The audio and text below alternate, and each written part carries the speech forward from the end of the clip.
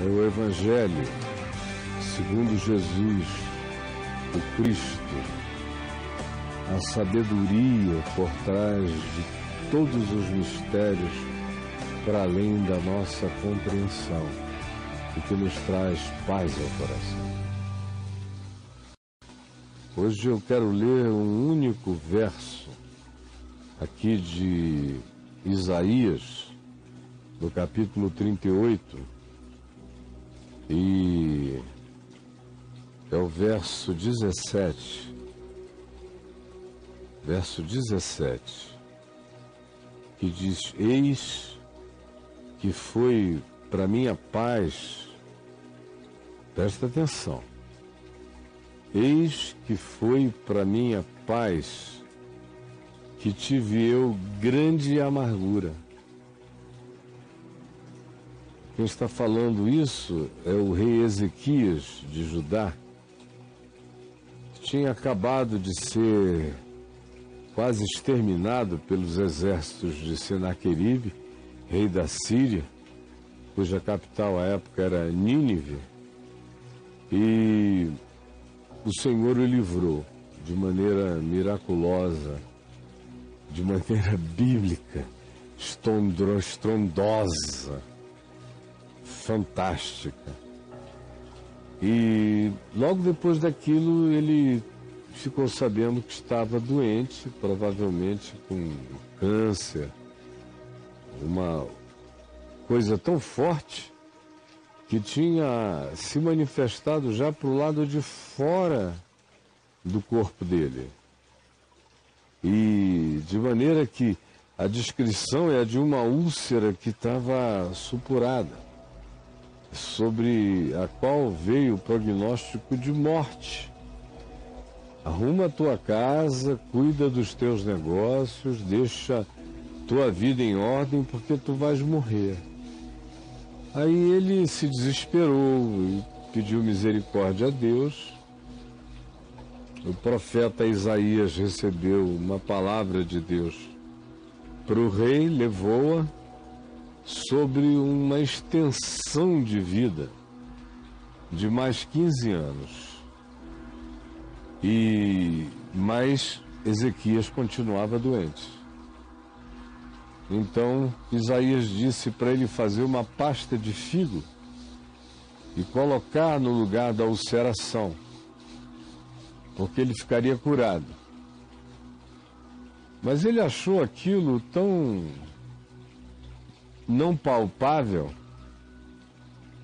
tão não validador, que ele foi mais adiante e disse: como é que eu saberei que vai se cumprir esta palavra do Senhor? E aí então Isaías disse: olha, pede a Deus e ele vai fazer o sol retroceder. E o sol retrocedeu 10 graus no relógio de Acais. Assim retrocedeu o sol os 10 graus que já havia declinado, ele voltou.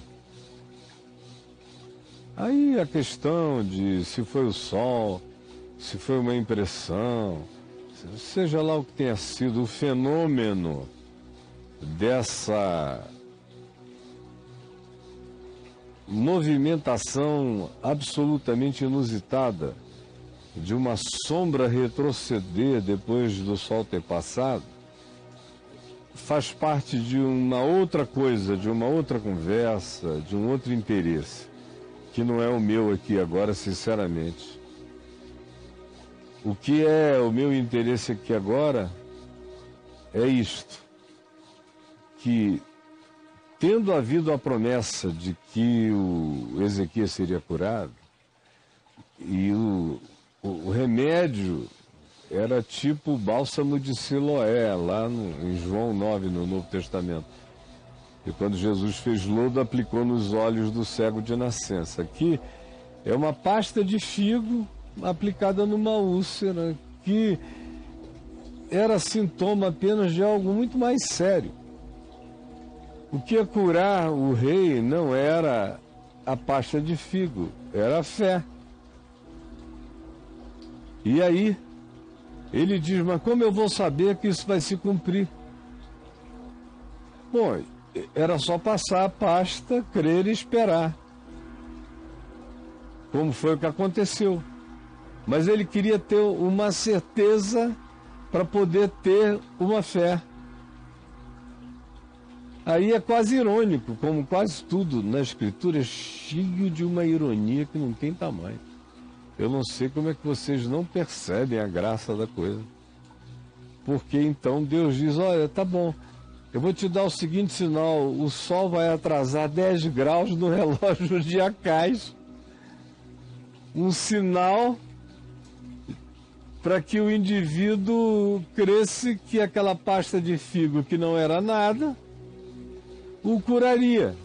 Porque o que o curaria era crer que Deus o curaria.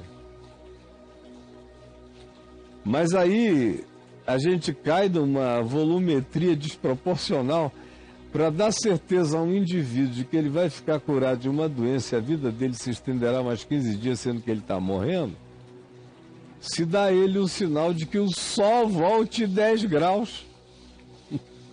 É muita desproporção, é muito descomunal. E as mensagens são simples que se passa daí sobre a importância e o significado da consciência no universo.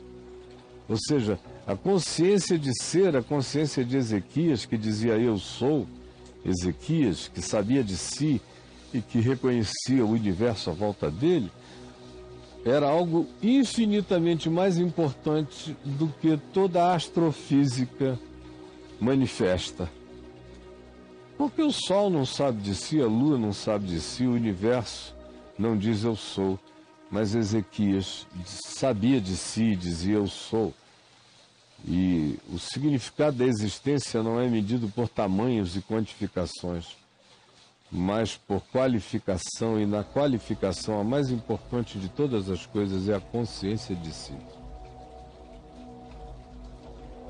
E para validar e estimular essa consciência de si no seu poder de crer, se comete um exagero quantitativo para se criar uma profundidade na qualidade da consciência, para que o homem creia.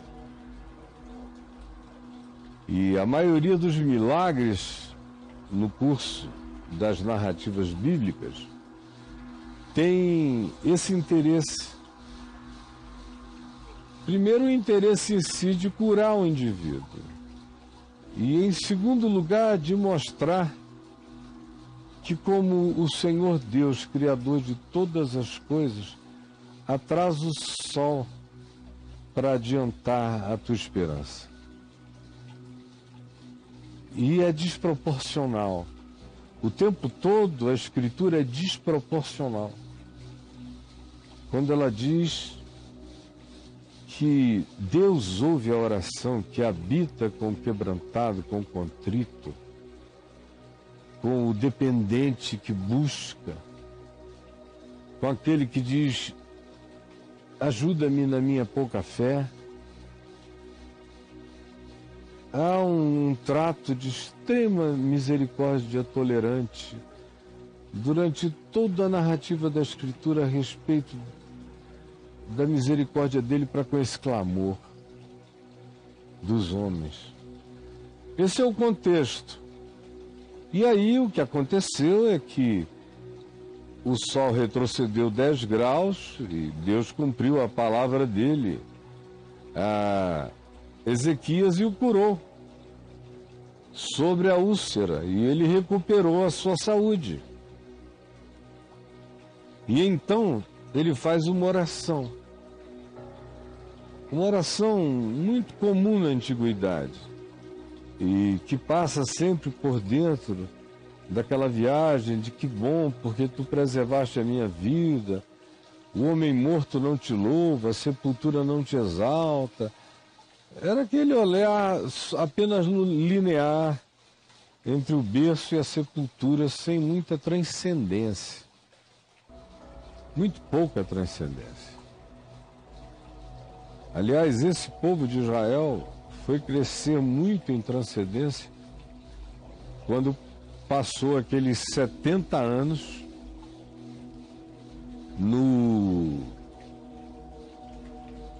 lá em Babilônia, no cativeiro. Foi ali que eles desenvolveram sua transcendência, no cativeiro. Sem templo, sem sacerdócio, sem ritos, sem nada disso, eles desenvolveram sua maior transcendência. Não tendo um lugar para ir orar, começaram a aprender a orar em si mesmos e por si mesmos, e em qualquer lugar. E mais ainda, foi também naquele cativeiro que a percepção deles da eternidade, da vida eterna, aumentou enormemente. E também muito mudaram eles e cresceram e se dilataram pelo encontro com os conteúdos da sabedoria, da filosofia de Zoroastro, que era o pai da ética e da percepção filosófica no ambiente para o qual eles tinham sido levados cativos. De modo que ali é que eles aprendem e começam a transcender cada vez mais. E a espiritualidade individual se dilatou, porque se deslocou do culto para a pessoa. Então Ezequias viveu antes disso acontecer, e nele você encontra essa história de pouca transcendência, de obrigado por teres me salvado, porque um defunto não vai te exaltar. Tudo muito linear. Mas era como era assim que ele sabia e podia enxergar. Ninguém tem mais luz do que recebeu. E ele tinha a luz que tinha. Era desse tamanho aqui. Mas dessa luz sai esse canhão de verdade, que eu quero ler para você no verso 17, que diz: eis que foi para minha paz que tive eu grande amargura. É muito louco isso aqui. E só pessoas de fé, só quem estava doente, morrendo e recupera a saúde, entende profundamente o significado dessa expressão: eis que foi para mim a paz que eu tive grande amargura. Só aqueles que também perderam tudo, e após terem perdido tudo, desenvolveram uma paz que antes, quando tinham tudo, não possuíam, é que também podem dizer isso: eis que foi para mim a paz que eu tive grande amargura. Ou o cônjuge que foi traído e que ficou devastado, e que depois de um tempo se encontrou, se achou num estado de consciência e de percepção tão mais profundo, tão mais avantajado, tão mais benditamente desiludido, sem ilusões, tão mais bem fundamentado em esperanças concretas, reais. É que é só nessa circunstância, só nessa situação, que a pessoa pode entender: eis que foi para minha paz que tive eu grande amargura. É quando o mal que nos alcança nos produz o melhor bem que a gente nem conhecia. Eis que foi para minha paz que eu tive grande amargura. Tu, porém, amaste a minha alma e a livraste da cova da corrupção. Eis que foi para minha paz que eu tive grande amargura. E passou por maus bocados, angustiado, oprimido, anos de cerco, de ameaça de Senaqueribe, rei da Síria, sobre ele, medo, pânico, noites desesperadas, de insônia, angustiada por inimigos que não eram fruto de paranoia, eram reais, eram contabilizáveis, contáveis, mensuráveis. No mínimo 185 mil homens bons de guerra à volta de Jerusalém, com os aparatos mais poderosos do mundo antigo. E ele em desespero.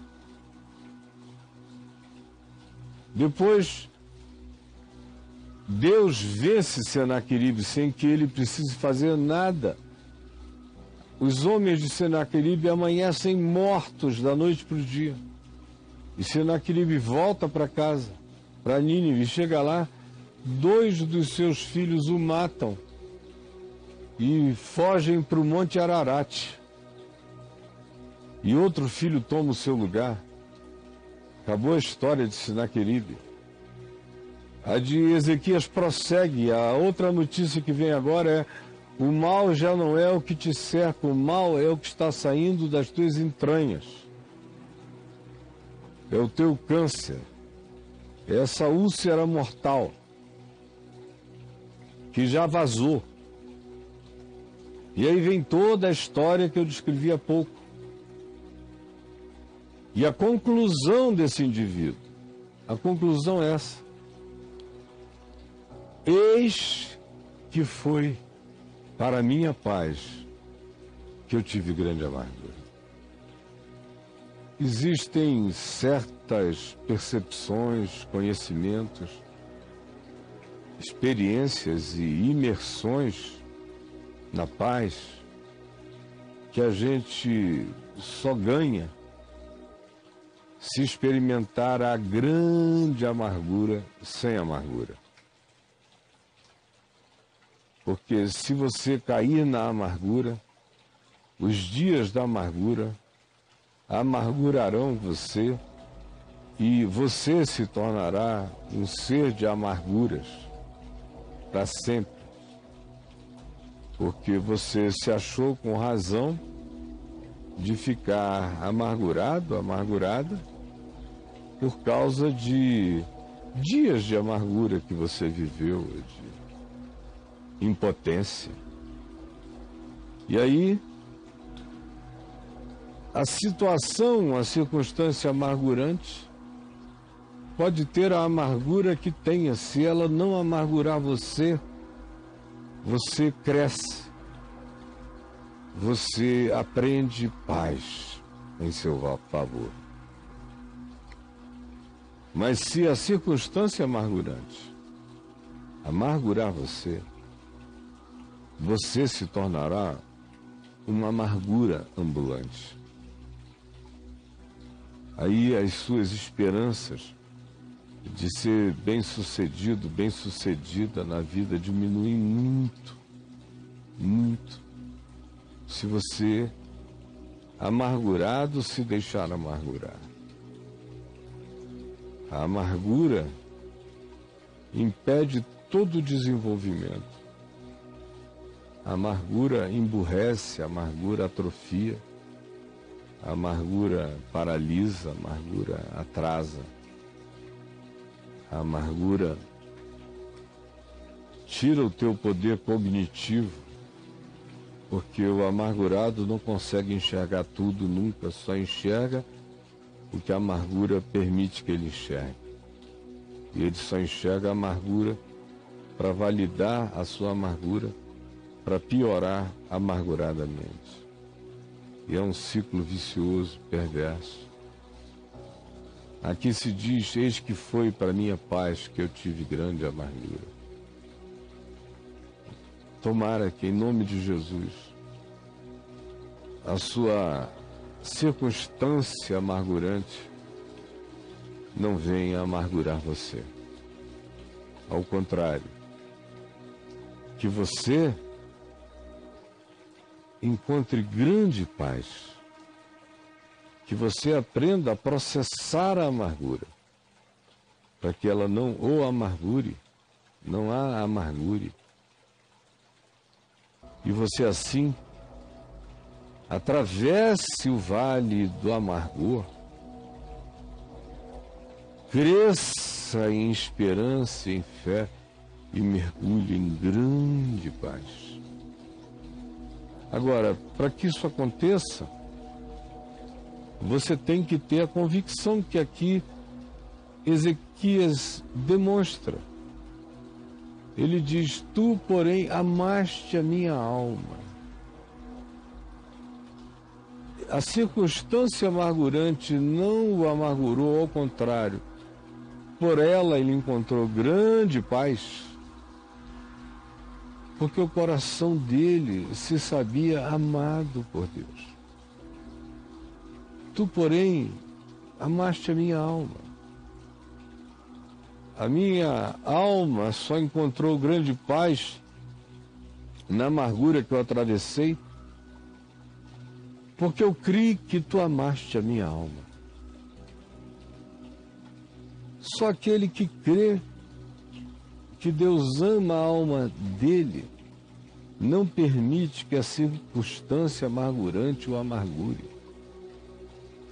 Só aquele que crê que Deus ama a sua alma é que transforma circunstâncias amargurantes em experiências de pacificação, de crescimento perseverante.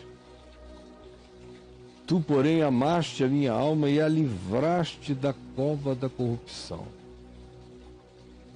Ele está falando aqui, não figuradamente, da cova da corrupção, como se estivesse falando ali do Congresso Nacional, ou de qualquer outro lugar que seja uma cova de corrupção, um covil de salteadores. Não, ele está falando da cova da sepultura, aonde o corpo é jogado e apodrece, se corrompe.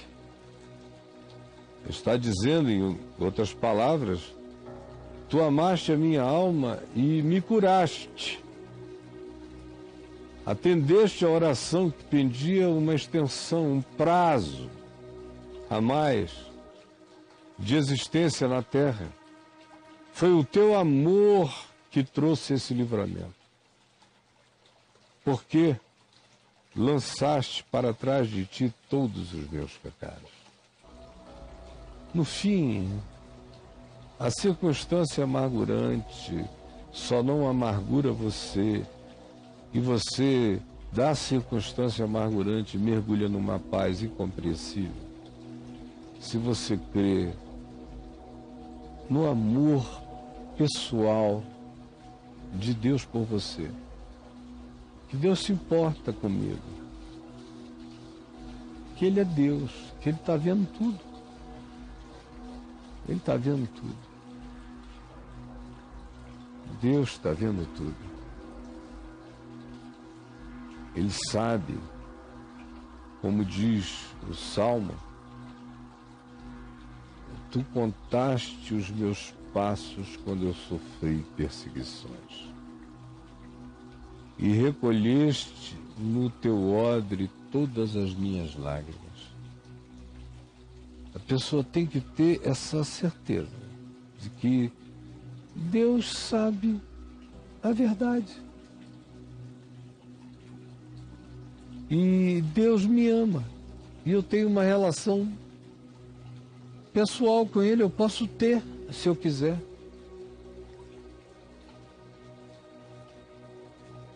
É só a certeza desse amor eterno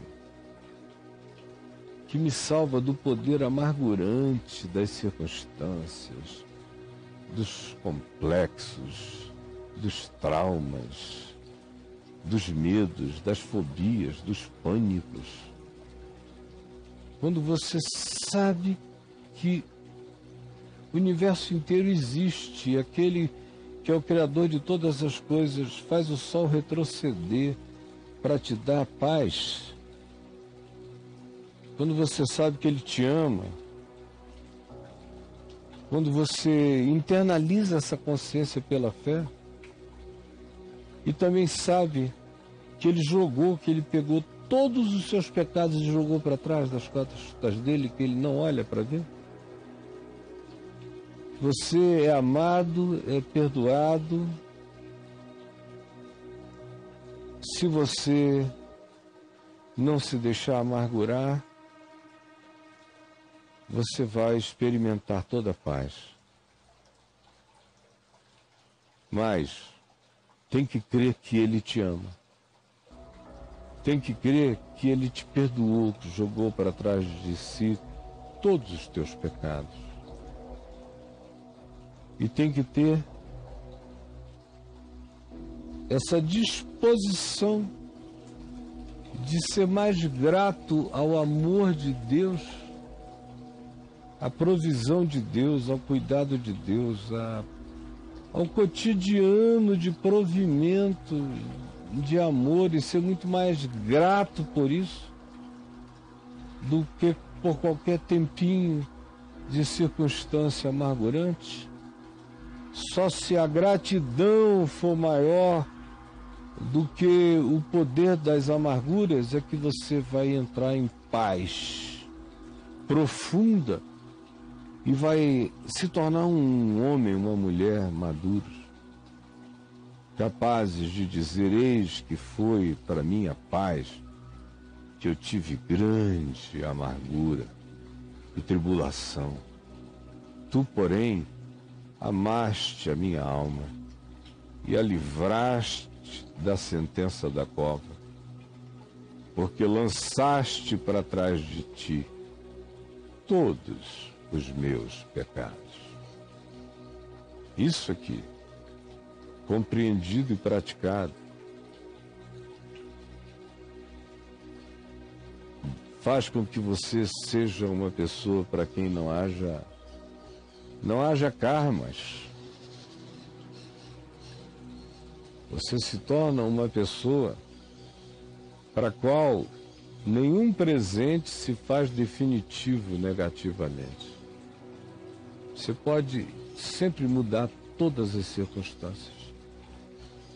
Você pode sempre estar aberto para todas as novas possibilidades, e você vai crescer na experiência de que o amor de Deus por você tem uma relação pessoal.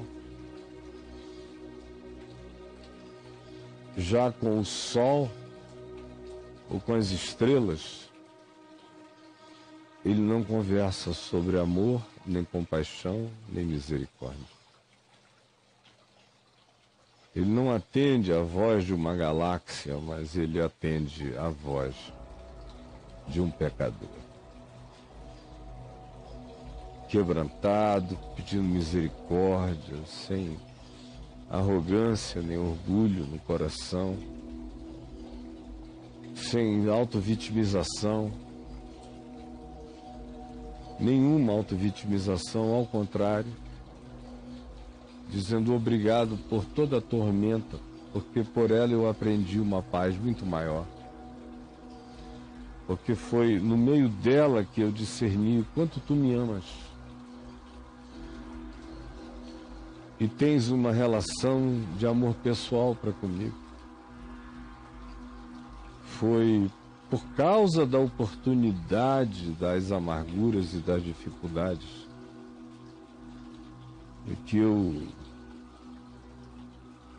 aprendi a tua intenção de me fazer um bem que me melhore, porque o bem que tu queres realizar em mim não é aquele que acrescenta bens, mas é aquele que acrescenta alma, espírito, gratidão, simplificação do ser. Muito obrigado. Senhor Jesus, essa é uma delicadeza de palavra, de amor e de fé. É um bibelô da tua graça. E eu quero pedir que quem quer que esteja recebendo, cuide com aquele carinho de quem está recebendo um afago para tirar a vida da amargura e dos karmas da infelicidade, fazendo a pessoa compreender com gratidão a manifestação do teu amor e transformar toda a memória amargurada em paz,